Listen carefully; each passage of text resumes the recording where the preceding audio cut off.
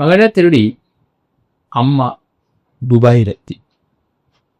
വയനാട് വൈത്തിരി ഒടുതന സ്വദേശിനി ജാസ്മിൻ എന്ന 53-കാരിയാണ് വയനാട്ടിൽ കൊണ്ട് ദുബായിലെത്തി. മകന് ദുബായ് സന്ദർശനത്തിനായിട്ട് ഒരു 2 വർഷം മുമ്പ് പോയി. അതിനുശേഷം ദുരൂഹ സാഹചര്യത്തിൽ മകനെ അവിടെ അപ്രത്യക്ഷമാണ്. ആ വിവരം പറഞ്ഞ അമ്മ നീർവേറി ഇവിടെ കഴിയുക. മകനെപ്പറ്റി യാതൊരു വിവരവുമില്ല. സുഹൃത്തിനെ കാണാൻ പോയതാണ്, പക്ഷെ പിന്നെ ഒരു വിവരം. ദുബായിൽ ചെന്ന് ഇറങ്ങിയെന്നറിയാം. അമ്മ പല രീതിയിലും അന്വേഷണം നടത്തി. അതിനുശേഷം ദുബായ് പോലീസ് അമ്മയെ വിളിച്ചിട്ട് പറഞ്ഞു, ഡെഡ് ബോഡി ഈ രീതിയിൽ കൂടെ ലഭിച്ചിട്ടുണ്ട്, DNA ചെയ്ത് നോക്കാം നിങ്ങളുടെ മകനാണോ ഇത്. 1 വർഷം മുമ്പ് അമ്മ ഇവിടുന്ന് ദുബായിൽ പോയി.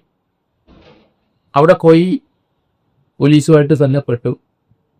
ഇവരുടെ DNA ഒക്കെ എടുത്തു. അതിനുശേഷം ആ ബോഡി പരിശോധിച്ച് ആ ബോഡി അമ്മയുടെ മകൻ്റേതല്ല എന്ന് പറഞ്ഞു. അവർക്ക് ആശ്വാസമായി. മകൻ നേരം മരിച്ചില്ല, അവനവിടെ ഉണ്ടാവും. അതിനുശേഷം മറ്റൊരു ഡെഡ് ബോഡി വന്നപ്പോഴും അമ്മയെ അവർ വിളിച്ചു. അമ്മയെ മകനെ കണ്ടെത്തിക്കാൻ ഇവിടുന്ന് വളർന്നുള്ളൂ എന്ന് പറഞ്ഞ് ദുബായിൽ തന്നെ നിന്നു. അവിടെ 1 വർഷം മുമ്പ് അൽനഫരയിലെ അമ്മയ്ക്ക് വീട്ടിൽ ജോലി കിട്ടി. അപ്പോൾ ആ ജോലി അവിടെ ചെയ്തോട്ട് മകനെ അന്വേഷിച്ച് കഴിയുക. ഇവരുടെ DNA ദുബായ് പോലീസ് സൂക്ഷിച്ചിട്ടുണ്ട്. രണ്ടാമതൊരു മൃതദേഹം കിട്ടിയപ്പം കഴിയ മൃതദേഹമാണ്. അമ്മയെ അവർ പിടിച്ചു. അതുകൂടെ നോക്കാം. അവർ ദുബായിൽ തന്നെ ഉണ്ട്, ഒരു വീട്ടിൽ ജോലി തിരിക്കുകയാണ്. മകനെ അന്വേഷിച്ചുകൂടെ നിൽക്കുകയാണ്. മകനെ കുപ്പിയിട്ടേ മടങ്ങൂ എന്ന് പറഞ്ഞ് നിൽക്കുക. ഏതായാലും വയനാട് വൈത്തിരി ചെറുതന ഒടുതന 6-ാം മൈലിലാണ് ഈ ജാസ്മി താമസിക്കുന്നത്.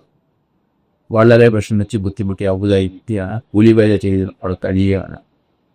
മകനെ പ്രതീക്ഷയിൽ ഉള്ള ആ അമ്മയുടെ ആഗ്രഹങ്ങളൊന്നും നഷ്ടപ്പെട്ടിട്ടില്ല. തീർച്ചയായിട്ടും മകനെ ഉണ്ടാവും, ദൈവങ്ങളെ തിരിച്ചു കിട്ടും എന്ന് തന്നെയാണ് അമ്മ കരുതുന്നത്. അതായത് 2 ഡെഡ് ബോഡി കാണിച്ചിട്ടും അതല്ല എന്ന് മനസ്സിലായി. അതുകൊണ്ട് മകൻ ട്യൂനോടെ വീട്ടിൽ കമ്മണം എന്നാണ് കരുതുന്നത്. എന്തായാലും അമ്മയുടെ പ്രതീക്ഷ അനുസരിച്ച് മകനെ തിരിച്ചു വിട്ടിട്ട് നമുക്ക് പ്രാർത്ഥിക്കാം എന്നല്ലാതെ മറ്റു മാറ്റങ്ങളൊന്നുമില്ല. അവരുടെ വേദന നമുക്കറിയാം. മകനെ തേടി, ഏക മകനാണ്, അവനെ തേടി അമ്മ ദുബായിലുണ്ട്. അവിടെയുള്ള ദുബായ് അസോസിയേഷൻ എല്ലാവരും ഇതേപ്പറ്റി ഒന്ന് കാര്യമായി അന്വേഷിക്കണം.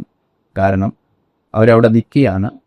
അസോസിയേഷനിലെ ആൾക്കാർ വിചാരിച്ചാൽ ദുബായ് പോലീസിൻ്റെ അടുത്തല്ല അസോസിയേഷൻ, ഈ മകൻ അവിടെ ആരുടെ അടുത്ത് വന്നു അവരുമായിട്ട് ബന്ധപ്പെട്ട് എന്താണ് സംഭവിച്ചത്, മകനെ തിരിച്ചു കിട്ടാൻ സാധ്യതയുണ്ടോ, അപകടം പറ്റി എവിടെ പോയോ, അവിടെ എന്തെങ്കിലും പണിക്ക് പോയപ്പോൾ എന്തെങ്കിലും ഉണ്ടോ, ഇങ്ങനെയുള്ള കാര്യങ്ങളൊക്കെ പറ്റി മലയാളി അസോസിയേഷൻ അവിടെ അന്വേഷിക്കാൻ പറ്റും. ദുബായ് മലയാളി അസോസിയേഷൻ ഈ മുൻകൈ എടുക്കണം. അമ്മയെ കാണണം.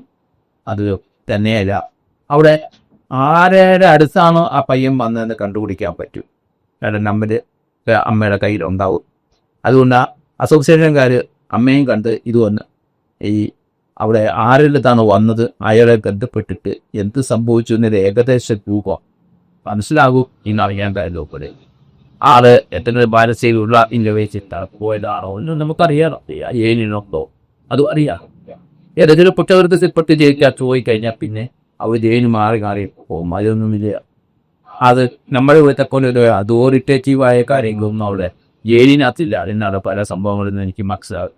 അടുത്ത കാലത്ത് ഒരാൾ ദുബായിൽ നിന്നുള്ള 9 മാസം ജയിലിൽ പെടുന്നു. സർവ്വം നഷ്ടപ്പെട്ടിട്ട് പോയി. അത് വേറെ ദിവസം ഞാൻ പറയാവുന്നതായിരിക്കും. കാരണം ഇതുപോലുള്ള ധാരാളം സംഭവങ്ങളുണ്ടാകും. ഈ പയ്യൻ അവിടെ ചെന്ന് ആരൊക്കെ സ്പോൺസറിൻ്റെ പുറത്താ പോയത്, കൂട്ടുകാരൻ്റെ വിളി വന്നുകൊണ്ട് പോയതാണെന്ന് അമ്മയുടെ പറഞ്ഞിരിക്കുന്നത്.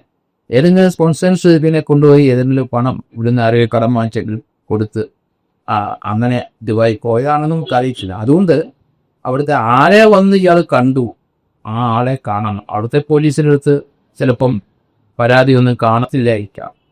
പക്ഷെ ഇപ്പോൾ ഉണ്ടായിരിക്കാം, അമ്മ വന്ന ശേഷം ഉണ്ടായിരിക്കാം. അതിന് മുമ്പത്തെ കാര്യങ്ങളെ പറ്റിയൊക്കെ അന്വേഷിക്കണം. മലയാളി അസോസിയേഷൻ പ്രത്യേകിച്ച് ഒരു മലയാളിയാണെന്ന് അവനെ അവിടെ ബിച്ചു പറ്റി. അതുകൊണ്ട് മലയാളി അസോസിയേഷൻ അവരുമായിട്ട് ബന്ധപ്പെട്ട് അത് കുറേയെങ്കിലും ഒരു പരിഹാരം ഇതിനകത്ത് ഉണ്ടാക്കാൻ കഴിയുമെന്നാണ് ഞാൻ കരുതുന്നത്.